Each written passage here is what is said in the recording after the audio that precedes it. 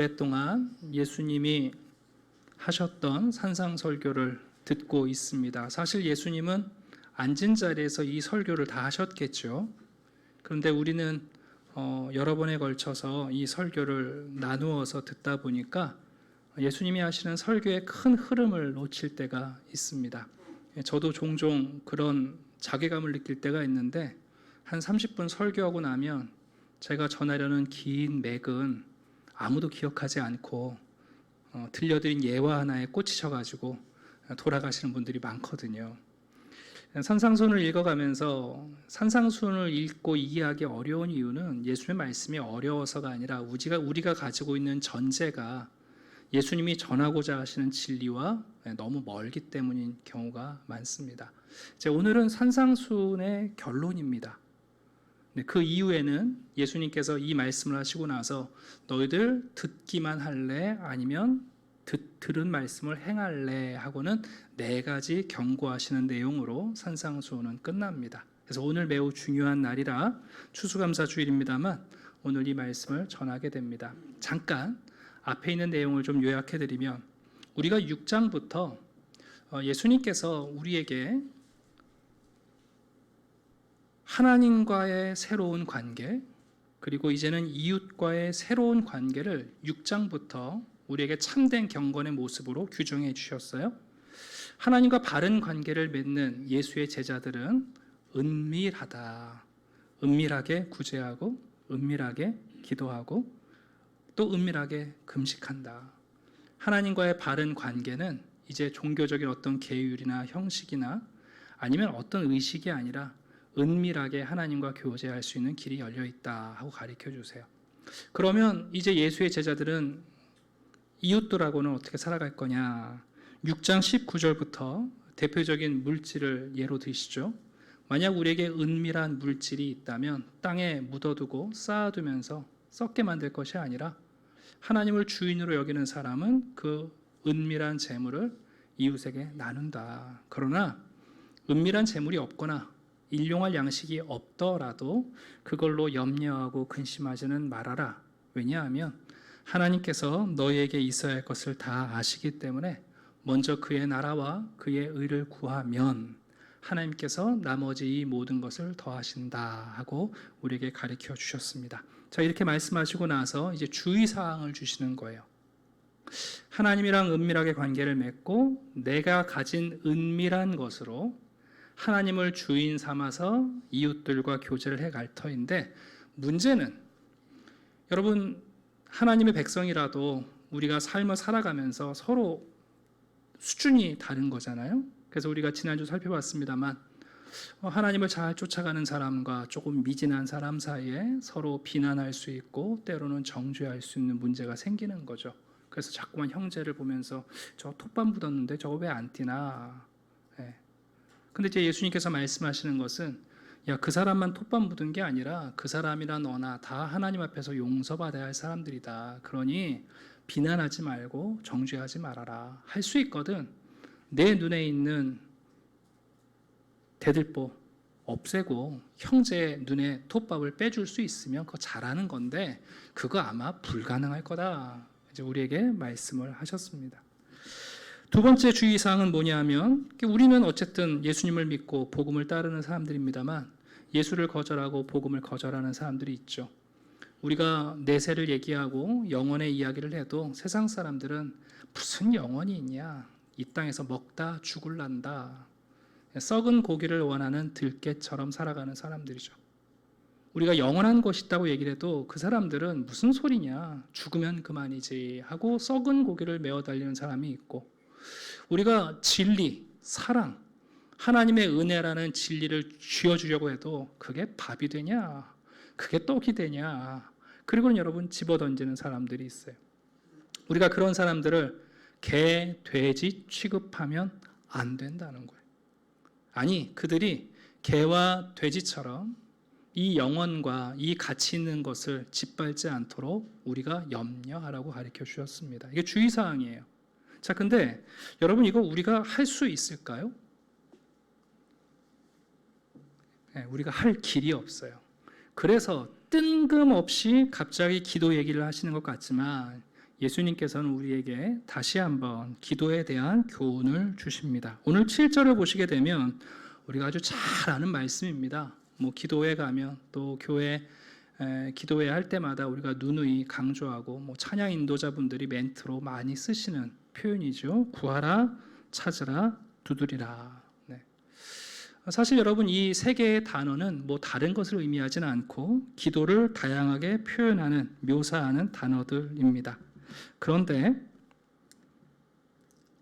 우리가 이 구절을 주의해야 할 것은 뭐냐면 구하라, 찾으라, 두드리라 이 말씀을 우리가 반복하면서 마치 우리가 하나님께 무제한적인 것을 간구해도 된다는 것을 보증받은 것처럼 생각할 때가 많습니다. 그러나 여러분 이 내용은 우리가 무엇이든지 아무 때나 얼마든지 하나님께 막무가내로 구해도 된다는 의미는 아니죠. 오히려 내가 형제의 티를 내 눈에 들보를 뽑을 수 없고 그리고 이 복음을 받아들이지 않는 사람들이 사납게 들깨처럼 그리고 돼지처럼 이 복음을 버릴 때 우리에게는 방법이 없고 우리 스스로 할 수 없다는 우리 스스로 무언가를 획득할 수 없다는 겸손을 인정하고 사실은 자기 부정의 자질을 갖고 기도하라는 뜻입니다. 더군다나 여러분 대체 무엇을 구하고 무엇을 찾고 무엇을 두드리라는 뜻일까요? 사실은 우리 조금 전에 이미 다 들었습니다. 예수님께서 오직 그의 나라와 그의 의를 구하라 말씀하셨고 그리고 여기서 구하라 찾으라 두드리라 하셨는데 또 우리는 조금 전에 하신 예수님 말씀은 어디론가 사라져버리고 좋은 차, 좋은 집, 좋은 성적, 좋은 직장, 좋은 배우감을 구하기 바빠요. 물론 그런 것도 기도하시고 간구하면 안 된다는 뜻은 아니에요. 다 기도하시면 돼요. 그러나 적어도 본문에서 말하는 산상수훈에서 지금 예수님이 결론적으로 말하는 구하라 찾으라 두드리라는 것은 좋은 차 좋은 집이 아니죠. 그 앞에서 말씀하신 하나님의 나라와 그의 의입니다. 하나님의 나라라는 것은 이 땅에 오신 예수 그리스도가 구현하신 하나님의 통치요, 그 나라의 의라는 것은 하나님의 통치에 철저히 순종하시는 예수 그리스도의 순종을 의미합니다. 다시 말하면 구하고 찾고 두드리라는 것은 한마디로 하나님을 찾고 예수님을 구하고 그리고 성령님을 받아들이라는 의미와 다르지 않습니다. 종종 우리는 유대인이 아니기 때문에 성경을 읽을 때 전제 지식이 없다 보니까 성경을 읽고 나면 제일 먼저 떠오르는 나의 생각을 대입해요. 그런데 본문 7절을 이해하시려면 예레미야서 29장을 전제로 하지 않으면 이 본문이 뭘 의미하는지 잘 몰라요. 제가 예레미야 29장을 좀 읽어드릴게요. 여호와의 말씀이니라 너희를 향한 나의 생각을 내가 아나니 평안이요 재앙이 아니니라. 너희에게 미래와 희망을 주는 것이니라. 너희가 내게 부르짖으면 내게 와서 기도하면 내가 너희들의 기도를 들을 것이요 너희가 온 마음으로 나를 구하면 나를 찾을 것이요 나를 만나리라. 지금 예수님이 이 말씀하시는 거예요. 여러분 예레미야서에서 무엇을 구하라고요? 하나님이 나를 구하래요. 하나님이 주시는 응답을 구하지 말고 하나님을 구하래요. 여러분 이 말씀을 잘 이해하셔야 돼요. 하나님께서 너희에 대한 좋은 생각을 내가 안다. 내가 너희에게 줄 응답은 재앙이 아니라 평안이다.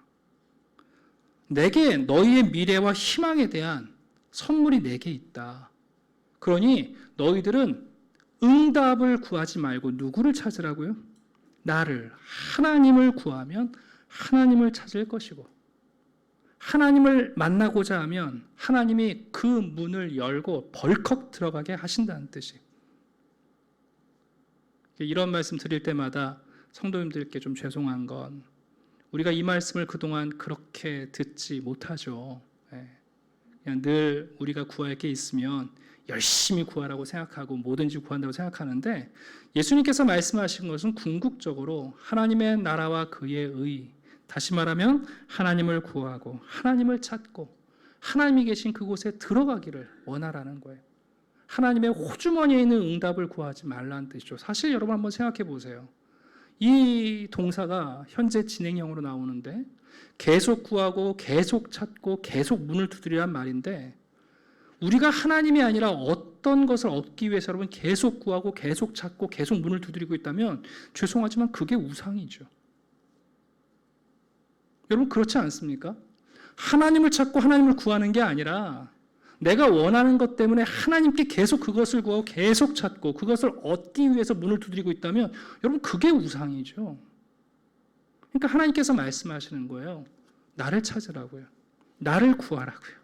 하나님이 계신 곳에 문을 열고 들어오라고 말씀하십니다. 예레미야는 이렇게 이어집니다.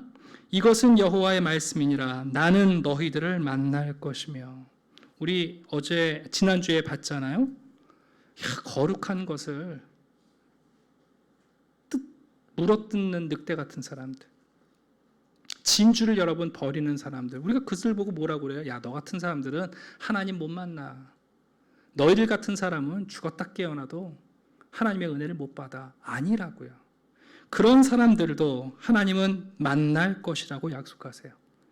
너희를 포로된 중에서 다시 돌아오게 하되 내가 쫓아보내었던 나라들과 모든 곳에서 모아 사로잡혀 떠났던 그곳으로 돌아오게 하리라. 이것은 여호와의 말씀이니라. 지금 여러분 7절과 8절은요 바로 우리가 지난주에 살펴보았던 어떻게 형제 눈에 톱밥을 내가 제거해 주나, 내 들보를 제거하나, 어떻게 복음을 거절하고 예수 받아들이지 않는 저 들깨와 돼지 같은 사람들이 과연 예수를 만날 수 있겠는가. 우리에겐 방법이 없어요. 그러나 하나님을 찾고 구하면 주기도문에서 우리가 아바라고 기도하며 시작했던 것처럼 여러분 하나님을 찾고 구하면 하나님 안에서 우리의 톱밥을 발견하고 나의 들보를 발견하고 그리고 여러분 짐승 같은 사람들도요 하나님을 간절히 찾으면 하나님이 만나 주신다고 약속하셨습니다. 잠언 8장입니다. 나를 간절히 찾는 자가 나를 만날 것이라. 비록 여러분 그 사람이 짐승 같은 사람이라도 우리가 함부로 정죄하면 안 됩니다. 그 사람이 정말 하나님을 만나길 원하면 하나님은 찾아와 만나 주신다는 거예요. 그 내용이 이어서 8절에 나옵니다. 구하는 이마다 받을 것이다.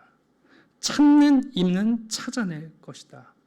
두드리는 이에게는 열릴 것이다. 들깨가 여러분 하나님을 찾으면요 하나님 찾습니다. 돼지 같은 사람들이 여러분 하나님을 구하면 하나님은 만나 주시고 그들에게도 진주가 진리라는 것을 드러내 주신다는 약속이 여기에 담겨 있습니다. 산상수훈은 우리가 훈련하고 습득해서 실천할 수 있는 삶의 내용이 아니지 않습니까? 우리가 산상수훈 말씀을 들으면서 우리 안에서 야 이걸 어떻게 실천하지? 어떻게 이렇게 살지? 여러분 그 태도가 있을 때 우리가 어떤 태도를 갖게 되냐면 하나님 저희들은 못하겠습니다. 그리고는 하나님을 구하고 하나님을 찾을 때 하나님이 우리에게 이 모든 산상순의 삶을 살 수 있도록 하나님이 찾아오신다는 의미가 여기에 담겨 있습니다. 뭐 그렇다고 해서 이 구절을 기도하실 때 적용하지 말라는 뜻은 아니에요. 폭넓게 사용하셔도 돼요. 그러나 적어도 본문에서 얘기하시는 무엇을 찾고 무엇을 구하고 무엇을 두드리라는 것인가, 먼저는 하나님의 나라와 그 의, 그리고 예레미야의 전통에 의하면 하나님 나를 찾으라는 표현입니다. 자 이제 한 걸음 더 나아가 볼까요? 그러면 우리가 찾는 하나님은 어떤 분이신가? 우리가 구하는, 우리가 만나게 될 하나님은 어떤 분이신가? 우리에게 다시 한번 예수님이 확신을 주시는 거예요. 예수님이 두 가지 예화를 드세요. 첫 번째는 어떤 아버지 이야기를 하시는데 이제 종종 저희 제자들이 저한테 되게 재미있는 영상들을 보내줘요. 목사님 한번 보시고 웃으시죠 그러고. 근데 그 영상 중에 제가 지금도 기억나는 게 뭐냐면 아빠에게 아이를 맡기면 안 되는 이유, 뭐 이런 영상들이 있더라고요. 보신 적 있으세요? 네, 혹시 여러분들 가끔 우울하시면 그런 영상 찾아보시면 너무 재밌더라고요. 또 어떤 영상 제목은요 아빠에게 아이를 절대로 맡기면 안 되는 이유 이렇게 나와 있어요. 그 영상 보면 이런 거예요. 아마 엄마가 자리를 뜰 때 아빠한테 애들을 좀 받으려고 했겠죠. 영상 보면 그 아기가 타는 세발 자전거에 아빠가 타고 있고 애가 뒤에서 밀어요. 이제 그러면서 노는 거죠. 또 어떤 아빠는 애 얼굴에다가 엄마 엄사에 낙서를 다 해놓고. 여러분 좀 장난기 있는 아빠들이 있잖아요. 예수님께서 첫 번째로 드시는 예는 그런 장난기 있는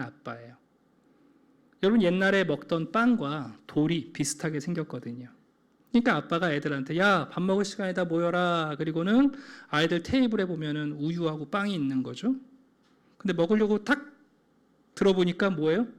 돌을 갖다 놓은 거예요. 아주 장난스러운 아버지죠.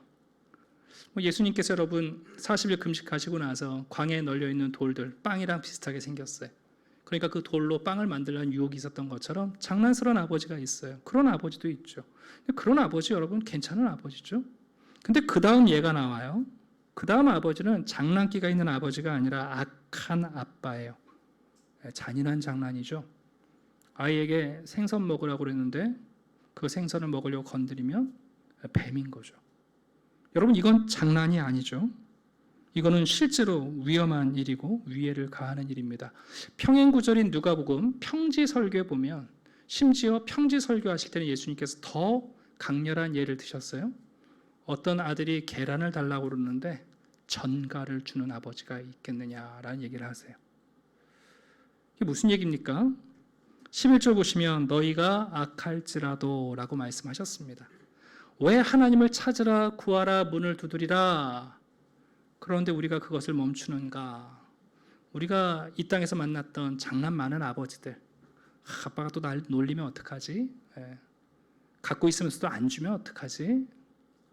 아니면 여러분 정말 실제로 우리 시대에도 자녀들에게 악한 일을 행하는 부모들이 있지 않습니까? 그런데 하나님은 그런 분이 아니시라는 거죠.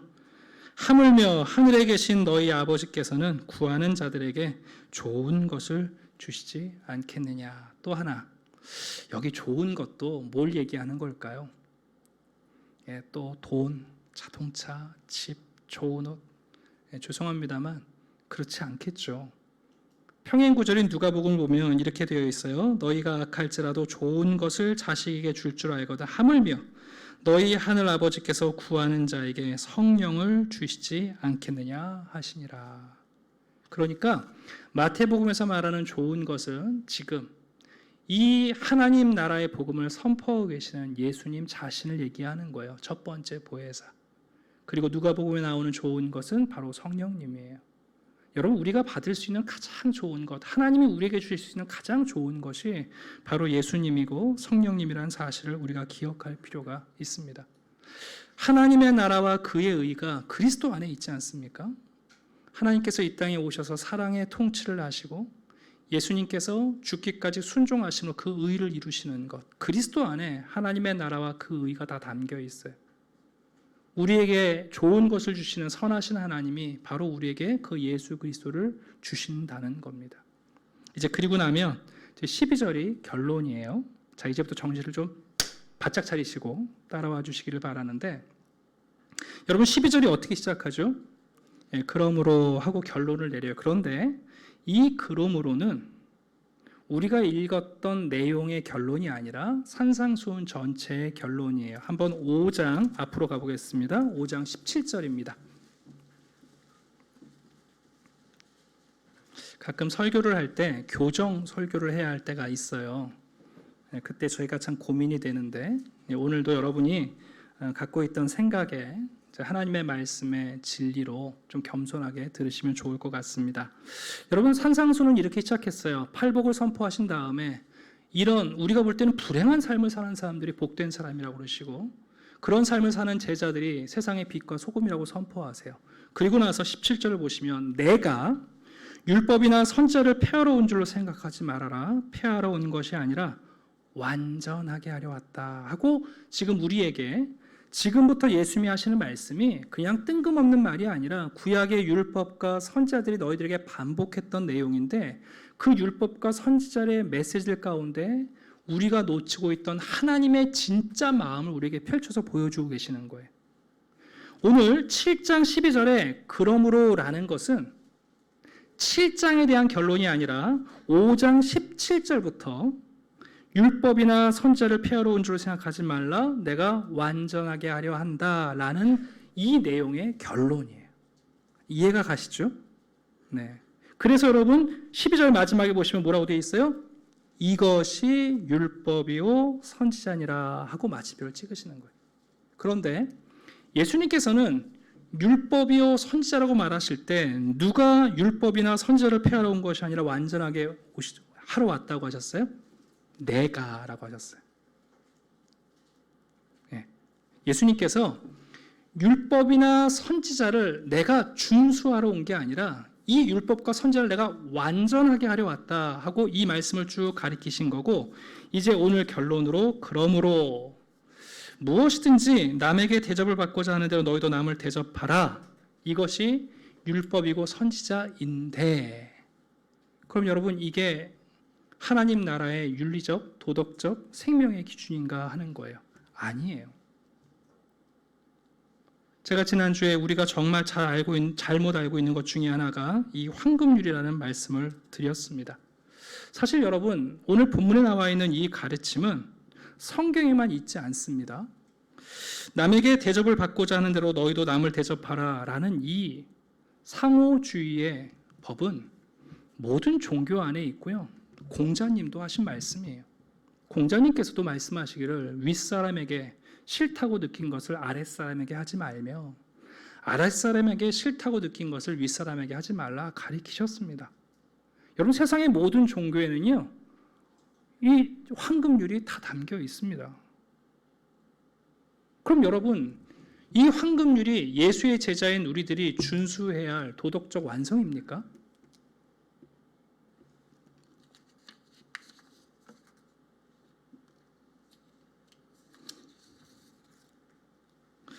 이 본문이 황금률이라고 불린 데는 이런 유래가 있습니다. 주후 200년쯤에 로마 황제 가운데 세베루스 알렉산데르라는 황제가 있었습니다. 이분은 그리스도인이 아니에요. 근데 이분이 하루는 그리스도인들을 통해서 이 예수님의 격언을 듣게 돼요.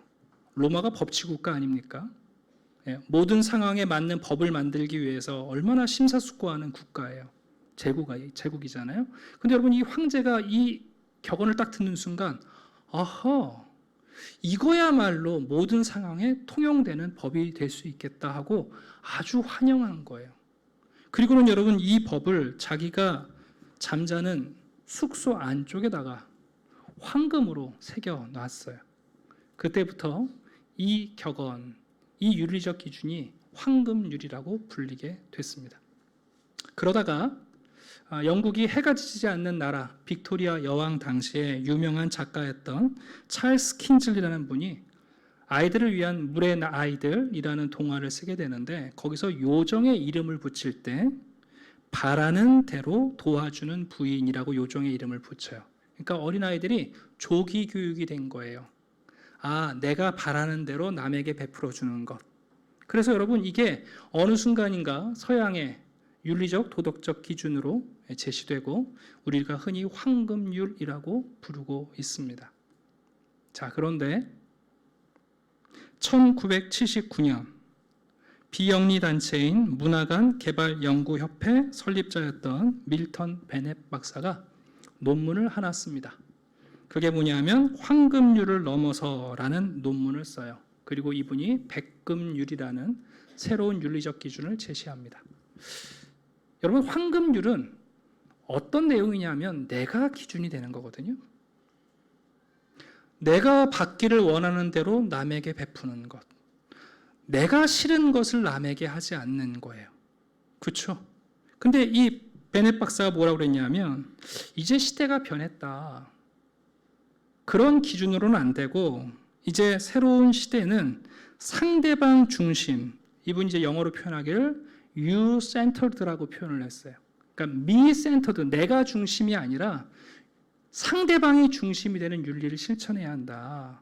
내가 원하는 것을 상대방에게 하는 게 아니라 상대방이 진짜 원하는 것이 무엇인지를 알아서 내가 하고, 상대방이 정말 싫어하는 것이 무엇인지를 내가 파악해서 그것을 안 하는 것이 황금률보다 더 탁월한 윤리다. 플래티넘. 그래서 이분이 백금률이라는 것을 주장합니다. 맞습니다, 여러분. 황금률보다 어쩌면 더 나은 가치입니다. 제가 오늘 이 말씀을 드리는 이유는, 그러면 고작 하나님의 나라의 윤리가 황금률이나 백금률이냐 하는 것을 지금 말씀드리는 거예요. 예수님께서는 우리에게 지금 이것이 율법이요 선지자니 하고 이 황금률을 우리의 윤리로 가르쳐 주지 않았어요. 이미 17절에 내가 내가 완성하러 왔다라고 말씀하셨어요. 구약의 율법과 선지자는 황금률 정도를 너희에게 요구했는지 모르겠지만 실제 하나님의 마음, 그 율법의 완성은 내가 완성한다라고 말씀하신 거예요. 여러분, 예수님은 황금률이 아니라 백금률이 아니라 이렇게 새로운 기준을 제시하십니다. 새 계명을 너희에게 주노니 서로 사랑하라. 내가 너희를 사랑한 것 같이 서로 사랑하라. me-centered, 내 중심이 아니고 you-centered, 너 중심이 아니라 내가 너희를 사랑한 것 같이 예수 중심의 윤리를 우리에게 선포하셨습니다. 내 계명은 곧 내가 너희를 사랑한 것 같이 너희도 서로 사랑하라 하는 이것이니라. 저는 가끔 답답할 때가 고작 황금률을 붙잡고 순종하며 우리가 기독교적 윤리를 지키고 있다고 착각하는 것은 산상순을 오해해도 기가 막히게 오해하는 겁니다. 그건 여러분, 예수를 믿지 않은 로마 황제가 황금으로 새겨놓을 만큼 일반적 명제에 지나지 않습니다. 오죽하면 여러분, 베네시란 박사가 황금률을 넘어야 된다, 그거는 유치한 윤리다라고 주장했겠습니까? 그러나 예수님은 거기서 한 걸음 더 나아가십니다. 아니다. 하나님의 율법과 선지자 안에 있는 참된 진리는 고작 그것이 아니라 내가 완성하러 왔다. 내가 너희를 사랑한 것 같이 서로 사랑하라고 우리에게 말씀하십니다. 여러분, 그리스도인들은 황금률을 지키며 살아가지 않습니다. 우리는 백금률을 지키며 살아가지 않습니다. 우리는 이제 율법의 완성이신 예수 그리스도께서 명하신 예수가 우리를 사랑하시는 것처럼 우리가 사랑을 실천하며 살아갑니다. 그래서 여러분, 우리가 하나님께 기도하는 거죠. 하나님을 찾는 겁니다. 스탠리 하우어스 박사님이 이렇게 설명하고 있어요. 만일 우리가 어떻게 우리의 이웃을 사랑해야 하는지 알고 싶다면 우리는 하나님께서 우리를 사랑하신 만큼 하나님을 사랑해야 한다. 이것이 율법과 선지자들에게 생기를 불어넣는 전제다. 율법과 선지자의 가르침을 실천하는 것이 아니라 그 가르침에 생기를 불어넣는 전제다. 율법과 선지자는 이제 우리를 위한 하나님의 사랑이 가장 강렬하게 현존하는 예수님의 사역 가운데서 볼 수 있게 된다. 그런데 우리는 여전히 그러한 강렬함을 두려워한다. 오늘 추수감사주일입니다. 황금률을 발견하고 실천하는 것도 성숙한 거죠. 거기서 더 나아가 백금률을 가지고 상대방을 더 중심으로 두고 여러분, 인생을 살아가는 것도 정말 귀한 분이죠. 그러나 예수님이 우리에게 주시는 여러분 복음은요, 고작 너 중심, 나 중심이 아니라 율법의 완성이신 예수님이 우리들의 삶의 중심이 되는 것을 우리에게 요구하십니다. 여러분, 이 요구 앞에 우리는 실천과 하나님의 말씀 앞에 현저한 격차가 있다는 것을 깨닫게 됩니다. 그래서 산상수훈을 마주한 사람은요, 심령이 가난해지는 겁니다. 그제서야 내가 영적 파탄자라고 깨닫게 되는 겁니다. 바리새인과 사두개인들도 여러분 황금률을 지키며 살았습니다. 아니, 그들 가운데 어떤 이들은 백금률을 지키며 살았다고요. 그러나 예수 그리스도가 우리에게 보여주시는 이 내가 너희를 사랑한 것처럼 사랑하라는 말씀 때문에 우리가 갑자기 파산을 하게 되고 우리의 심령이 가난해져요. 그럴 때 여러분, 우리는 하나님 앞에 정말 예수의 이 사랑을 실천하고 싶은 열망이 찾아오고 겸허하게 지속적으로 간구하고 찾고 두드리면서 하나님께 돌아가게 됩니다. 놀라운 사실은 하나님은 그런 우리를 거절하지 않으시고 정말 좋은 아버지가 되셔서 바로 그 예수를 우리에게 주시고 또 다른 보혜사이신 성령을 우리에게 주셔서 우리로 하여금 듣기만 하는 자가 아니라 행하는 자가 되게 하시는 놀라운 복을 주시는 겁니다. 이게 산상수훈 전체 여러분 구조예요. 그래서 다시 팔복으로 돌아가요. 그리고 알게 돼요. 내가 하나님의 빛과 소금으로 살기 위하여 하나님의 발광체가 되어야 하고 하나님이 우리에게 주시는 그 맛을 잃지 않기 위하여 또 하나님을 찾아야 하는구나 하고 알아가게 됩니다. 말씀을 마치겠습니다. 저는 오늘 매우 중요한 진리를 여러분과 나누고 있습니다. 여러분, 하나님의 호주머니에 있는 거 찾고 구하고 두드리고 그것도 계속 찾고 구하고 두드리시면 그게 우상입니다. 예레미야서에서 하나님이 백성들에게 간곡히 부탁하십니다. 나를 찾아라. 나를 구해라. 내가 있는 방에 문을 열고 들어와라. 보물 창고 열쇠 그 문 열려고 하지 말고, 하나님 우리를 찾아오시면 그분이 우리에게 응답을 가시고 오시지 않겠습니까? 여러분 생각해 보세요. 우리가 하나님을 찾고 하나님 우리를 찾아오실 때 하나님의 응답을 가지고 오시지 않겠습니까? 우리가 하나님을 찾을 때라야 내 들보를 보고 형제의 티를 보는 것이고, 그리고 여러분 누구든지 그가 짐승 같은 사람일지라도 하나님은 찾기만 하면 우리를 찾아오신다고 지금 약속하시는 거거든요. 이 땅에 아버지들이 자식들에겐 장난치고 때로는 지독하고 잔인한 일을 할지 모르지만, 여러분 하나님은 우리에게 가장 좋은 것을 주십니다. 하나님을 알 수 있는 예수 그리스도, 또 예수 그리스도에게 증거하시는 또 다른 보혜사인 성령. 그러니 여러분 율법과 선지자가 고작 황금률이라고 만족하며 살지 마십시오. 예수님이 말씀하십니다. 내가 율법과 선지자 그것을 완성하러 왔다. 그러니 내가 너희를 사랑한 것 같이 서로 사랑하라. 황금률도 아니고 백금률도 아니고 그리스도 안에서 우리에게 주시는 은금률, 이 진리를 따라 여러분 안에 또 하나님과 함께 동행하신 일이 있기를 주님의 이름으로 축원합니다. 기도하겠습니다. 아버지 하나님 감사합니다. 하나님께서 말씀하시고 또 말씀하십니다. 우리에게 간곡히 부탁하시기를 나를 찾으라, 나를 구하라. 내가 있는 문을 열고 들어오라고 우리를 초청하십니다.